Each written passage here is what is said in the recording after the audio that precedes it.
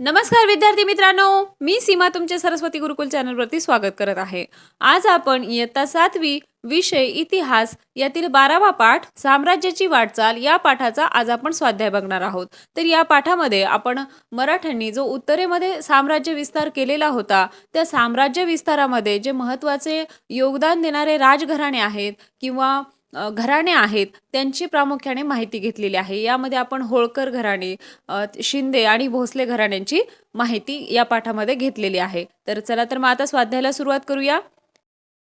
यामध्ये प्रश्न पहिला आहे, एका शब्दात लिहा. त्यामध्ये एक, इंदोरच्या राज्यकारभाराची सूत्रे सांभाळणाऱ्या. तर त्या कोण होत्या? अहिल्याबाई होळकर. 2, नागपूरकर भोसले घराण्यातील सर्वात कर्तबगार व पराक्रमी पुरुष. तर ते कोण होते? रघुजी भोसले.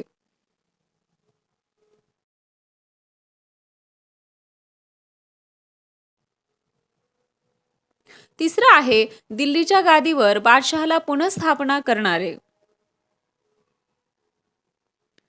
तर ते होते महादजी शिंदे.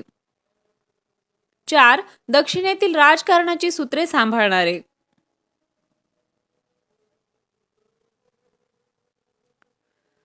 तर ते होते नाना फडणवीस.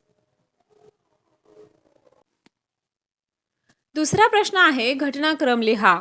यामध्ये आपल्याला काही घटना दिलेल्या आहेत ज्यांचा क्रम चुकीचा आहे. तर त्यामध्ये 1, आष्टीची लढाई, 2, मराठ्यांचे ओडिशावर प्रभुत्व आणि 3, इंग्रजांनी पुण्यात युनियन जॅक फडकवला. अशा ह्या घटना आहेत आणि यांचा क्रम चुकीचा दिलेला आहे. तर योग्य घटनाक्रम बघूयात. तर पहिली घटना येईल मराठ्यांचे ओडिशावर प्रभुत्व, त्यानंतर इंग्रजांनी पुण्यात युनियन जॅक फडकवला आणि शेवटची घटना येईल आष्टीची लढाई. तर हा योग्य क्रम राहील. त्यानंतर तिसरा प्रश्न आहे, लिहिते व्हा. यामध्ये पहिला, अहिल्याबाई होळकर यांनी केलेली कामे. तर याचं उत्तर पाहूयात. इंदोरच्या कारभाराची सूत्रे स्वीकारल्यानंतर अहिल्याबाई होळकर यांनी पुढील कामे केली. त्यामध्ये 1, नवे कायदे करून शेतसारा व कर वसुली निश्चित केली. 2, शेतकऱ्यांना विहिरी खोदून देऊन पडीक जमिनी लागवडीखाली आणल्या, तसेच तलाव तळी निर्माण केली. 3, व्यापार उद्योगाला प्रोत्साहन दिले.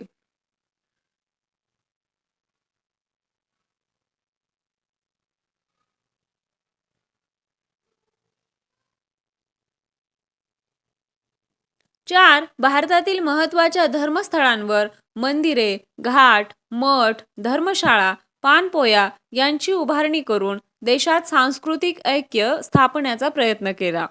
आणि 5, राज्यात शांतता व सुव्यवस्था निर्माण करून प्रजेला सुखी केले.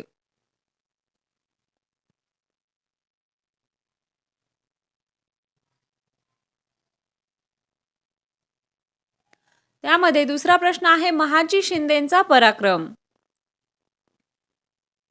तर याचं उत्तर पाहूयात. 1, मुत्सद्दी आणि पराक्रमी महादजी शिंदे यांनी पानिपतच्या प्रभावानंतर उत्तर भारतात मराठ्यांचे वर्चस्व व प्रतिष्ठा पुन्हा निर्माण केली. 2, फ्रेंच लष्करी तज्ज्ञांच्या मार्गदर्शनाखाली कवायती फौज निर्माण करून रोहिले, जाट, राजपूत, बुंदेले यांना पराभूत केले.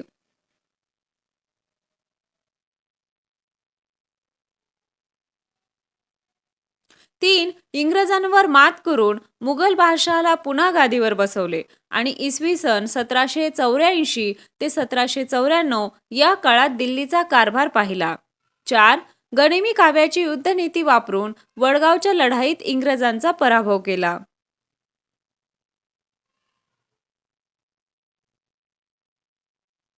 तिसरा प्रश्न आहे, गुजरातमधील मराठी सत्ता.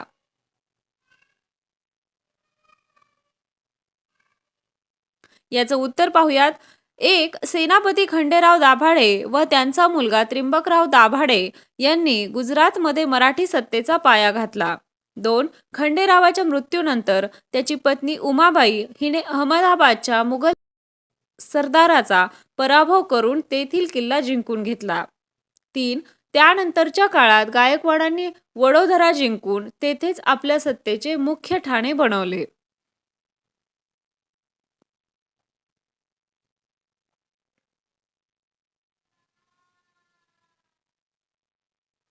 त्यानंतर चौथा प्रश्न आहे मराठी सत्ता संपुष्टात येण्यामागची कारणे चर्चा करा. तर याचं उत्तर पाहूयात. मराठी सत्ता संपुष्टात येण्यामागची कारणे पुढील प्रमाणे. त्यामध्ये आहे 1. महादेव शिंदे यांच्यासारखा पराक्रमी सरदार आणि नाना फडणवीस यांच्यासारखा मुत्सद्दी कारभारी यांचा मृत्यू झाला. 2. नेतृत्व गुण नसणारा दुसरा बाजीराव पेशवा मराठा सरदारांमध्ये ऐक्य निर्माण करू शकला नाही. 3. मराठा सरदारांमध्ये दुही माजून मराठ्यांची सत्ता आतून पोखरली गेली.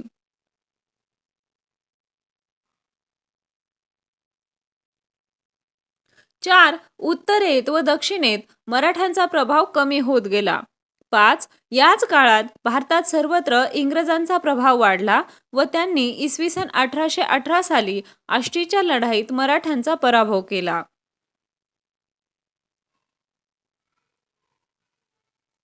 आलं लक्षात? आशा आहे तुम्हाला सर्व प्रश्नांची उत्तरे समजले असतील. आपल्या चॅनलवरती सर्व विषयांच्या स्वाध्यायाचे व्हिडिओ अवेलेबल आहेत. त्याचबरोबर विविध विषयांवरती भाषणे, निबंध लेखन, पत्रलेखन यांचे देखील व्हिडिओ अपलोड झालेले आहेत. ते देखील तुम्ही नक्की चेक करा. व्हिडिओ कसा वाटला ते कमेंट करून नक्की सांगा.